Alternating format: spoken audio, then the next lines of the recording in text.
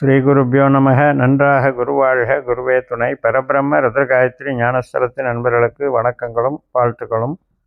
கும்ப லக்னத்திற்கு 7 நாட்களுக்கான தினப்பலனை ஜூலை 26 முதல் ஆகஸ்ட் 1 வரை பார்க்க இருக்கிறோம். ஜூலை 26 சனிக்கிழமை, ஆயில்யம் நட்சத்திரம். நமக்கு 6ஆம் வீட்டில் சந்திரன் கடகராசியில் புதனுடைய நட்சத்திரத்தில் போகிறாரு. புதனும் அங்கேயே இருக்கார். அப்போ வேலை, நமக்கு சர்வீஸ் பண்ணுற வேலை நல்லாயிருக்கும். இன்றைக்கி அதுக்கு வாய்ப்புகள் நல்லா இருக்குது. சில பேருக்கு வேலை இல்லாதவர்களுக்கு வேலை கிடைக்கக்கூடிய நாளாக இருக்கும். வழக்குகளில் வெற்றியடையக்கூடிய நாளாக இருக்கும். கடன் கேட்ட வகையில் கிடைக்கக்கூடிய நாளாக இருக்கும். அதனால் இது பொருள் சார்ந்த வகையில் நமக்கு ரொம்ப நன்மையை தருகிறது.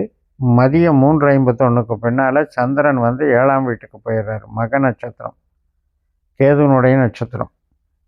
7ஆம் வீட்டில் சந்திரன் அப்படின்னும் போது புதிய சிந்தனைகள் உருவாகும். புதிய நபர்களை சந்திக்க தோன்றும்.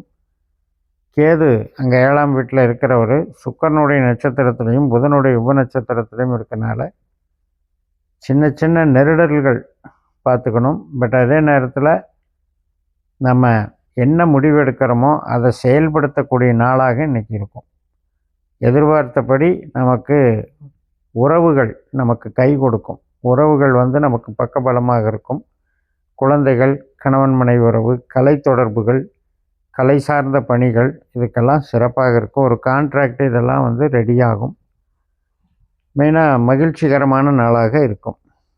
இந்த பூரம் நட்சத்திரம், மகம் நட்சத்திரம் என்பது மாலை 4:22 வரைக்கும். அதுக்கு மேலே பூர நட்சத்திரம் ஞாயிற்றுக்கிழமையில். சுக்கிரனுடைய நட்சத்திரம். இதே சுக்கிரனுடைய நட்சத்திரத்தில் தான் கேது இருக்கார். சுக்கிரன் நமக்கு 5ஆம் இடத்துல செவ்வாயினுடைய நட்சத்திரத்திலையும் புதனுடைய உபநட்சத்திரத்திலையும் இருக்கறனால இன்றைக்கும் என்டர்டெயின்மெண்ட் நல்லாயிருக்கும். வேலை பெருசாக இருக்காது. வேலையிலிருந்து கொஞ்சம் ரிலாக்ஸாக பண்ண மாதிரி இருக்கும். சில பேருக்கு லீவ் போட்டுட்டு ஏதாவது என்ஜாய் பண்ணுறதா இருக்கும். சுபகாரியங்களுக்கு நல்லது. திருமணம் போன்ற சுபகாரியங்களுக்கு நல்லது. மற்றபடி ஆரோக்கியம் நன்றாக இருக்கும். கலை தொழில் ஈடுபடுவதற்கு சிறப்பை தரும். மறுநாள் திங்கட்கிழமை ஜூலை 28 பூர நட்சத்திரம். முதல் நாளே 4:22க்கே தொடங்கிறது ஞாயிற்றுக்கிழமையே. அதனால் இந்த சுக்கிரனுடைய அமைப்பு மதியம் மாலை 5:34 வரைக்கும் இருக்குது. அதுக்கப்புறம் உத்தர நட்சத்திரம், சூரியனுடைய நட்சத்திரம். சூரியன் நமக்கு 6ஆம் வீட்டில் இருக்கார், சனியினுடைய நட்சத்திரத்தில். 2ஆம் வீட்லேயும் சனியினுடைய நட்சத்திரத்தில் இருக்கார். 2க்கும் 6க்கும் ஒரு தொடர்பு ஏற்படுகிறது. பணவரவு நல்லாயிருக்கும், ஒர்க்கு நல்லாயிருக்கும், தொழில் நல்லாயிருக்கும். ஆனாலும் கூட இப்போ தந்தை மகன் உறவுகளில் சின்ன சின்ன விரிசல் இருக்கும். 6ஆம் இடம் அப்படிங்கிறது உடல் உபாதைகளை குறிக்கிற இடம்ங்கிறதுனால ஹீட்டு சம்மந்தப்பட்ட உபாதைகளுக்கு பார்த்துக்கணும். உங்களுக்கு 6ஆம் இடம் சந்திரனுடைய வீடாக வருகிறது. அதனால் மெயினாக சளி தொந்தரவுகள், ஹீட்டுனால் ப்ராப்ளம் வர்றது, தசைப்பிடிப்பான நோய்கள் அமைப்புக்கு இருக்கிறது. மற்றபடி முதுகுத்தண்டு உடல் சம்மந்தப்பட்டது, கண்கள் சம்மந்தப்பட்டது, இதெல்லாம் கொஞ்சம் பார்த்துக்கணும். ஜூலை 29 செவ்வாய்க்கிழமை. இந்த உத்தர நட்சத்திரம் இரவு 7:26 வரைக்கும் இருக்குது. இந்த 8ஆம் வீட்டுக்கு சந்திரன் போயிடுறார். இதுதான் உண்மையான சந்திராஷ்டமம். அதனால் புது காரியங்களை தவிர்த்துருங்க.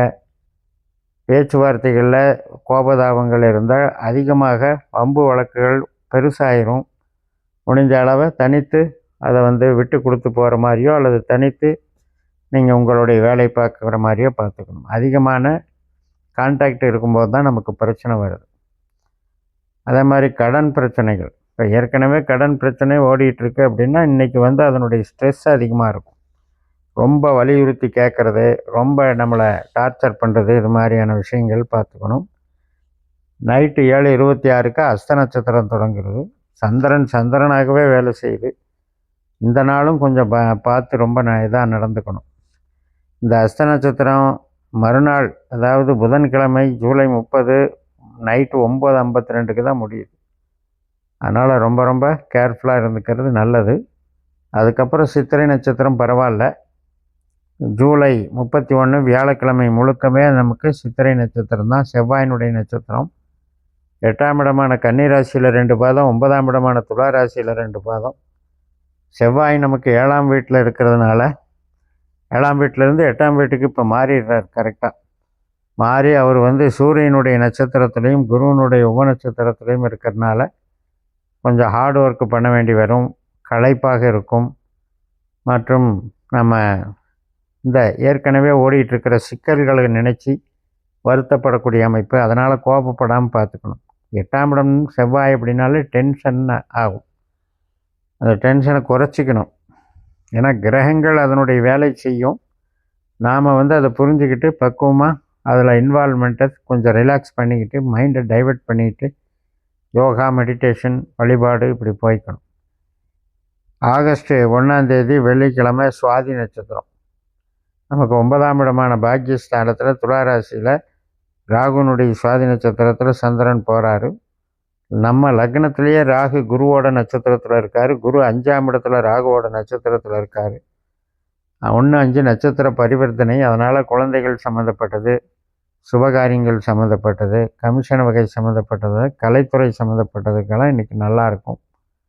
ராகு குரு சாரமாற்றம் அப்படின்ட்டு பல பதிவுகள் போட்டிருக்கேன் பல லக்னங்களுக்கும்.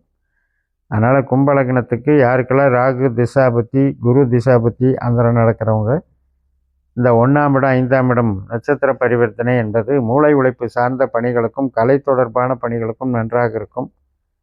இப்போ ப்ரொடக்ஷன் லைனோ அல்லது ஒரு பெரிய தொழில் நடத்துகிறீங்க, சொந்த தொழில், அதில் உற்பத்தி பண்ணுறீங்க, ட்ரேடிங் பண்ணுறீங்கன்னா கொஞ்சம் இன்னைக்கு அது வந்து தடையாக இருக்கும். அதனால் உங்களுக்கு குரு திசாபுத்தி, ராகு திசாபுத்தி எந்த தேதியில் வருதுன்னு பார்த்து இந்த பரிவர்த்தனை பார்த்துக்கோங்க. 5ஆம் வீட்டில் குரு அப்படின்னு நம்ம பெருமையாக சொல்லிக்கிறோமோ ஒழிய 10ஆம் வீட்டுக்கு அது 8ஆம் வீடு. அதனால் சொந்த தொழிலுக்கு வந்து அது நல்லா இல்லை. ஆனால் உறவுக்கும் அருளுக்கும் நமக்கு நல்லா இருக்குது. ஸோ உறவு சார்ந்த விஷயத்துக்கு ஆரோக்கியத்துக்கும் குரு வந்து நம்மளுக்கு வழிகாட்டுறாரு, பலத்தை தர்றாரு. இப்போ 2ஆம் வீட்டில் இருக்கிற சனி, 6ஆம் வீட்டில் இருக்கிற சூரியன், இந்த தொடர்புகள்னால சில வேலை வாய்ப்புகள் நமக்கு வந்து சாதகமாக இருக்குது. ஜாப் ஒர்க் பண்ணுறது, கவர்மெண்ட் சம்மந்தப்பட்ட ஆதரவு, இதுக்கெல்லாம் சாதகமாக இருக்குது. அதே நேரத்தில் நமக்கு 7ஆம் வீட்டில் இருக்கிற கேது என்ன பண்ணுறாரு? கலகம், குழப்பம். ஒருத்தர் கஸ்டமரை பார்த்தாலும் சரி, பார்ட்னரை பார்த்தாலும் சரி, லைஃப் பார்ட்னரை பார்த்தாலும் சரி, ஏதோ ஒரு வகையில் சின்ன சின்ன மனக்குழப்பங்கள். ஒரு தெளிவாக இருக்காது. என்ன தான் அவங்க எதிர்பார்க்குறாங்கன்னே தெரியாது. ஆனால் ஏதோ ஒன்று ஒருத்தருக்கு ஒருத்தர் மூஞ்சை காமிச்சிக்கிட்டு ஒரு பாண்டிங் இல்லாமல் போய்கிட்டு இருக்கும். அதனால் 2ல் வேறு சனி இருக்கிறது வந்து 7ஆம் வீட்டுக்கு அது நல்லதில்லை. நாம் பேசினாலே அவங்களுக்கு டென்ஷன் ஆகும். ஸோ இது மாதிரி உறவுகள் சார்ந்த வகையில் இவ்வளவு பிரச்சனைகளையும் சமாளிக்கிறது குரு பகவான் தான். இந்த குரு 5ஆம் வீட்டில் இருக்கிறனால ஒரு குழந்தை இருக்குது, அந்த குழந்தையை பேஸ் பண்ணி நம்ம வந்து ரிலாக்ஸ் பண்ணிக்கிறோம், அல்லது ஒரு தெய்வ வழிபாடு இருக்குது அதை வச்சு நம்ம ரிலாக்ஸ் பண்ணிக்கிறோங்கிற மாதிரி பெரிய பாதிப்புகளை கொண்டு போகாமல் அதை அப்படியே நியூட்ரலைஸ் பண்ணி கொடுத்துரும்.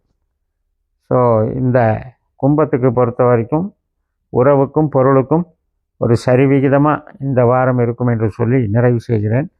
இந்த சேனலை சப்ஸ்கிரைப் பண்ணி ஷேர் பண்ணுங்கள். உங்கள் தனிப்பட்ட ஜாதக பலாபலன்களை என்னுடைய வாட்ஸ்அப் நம்பரில் தொடர்பு கொண்டு பலன் பெறுங்கள். உங்களிடமிருந்து விடைபெறுகிறேன். உங்கள் JMS. நன்றி, வணக்கம்.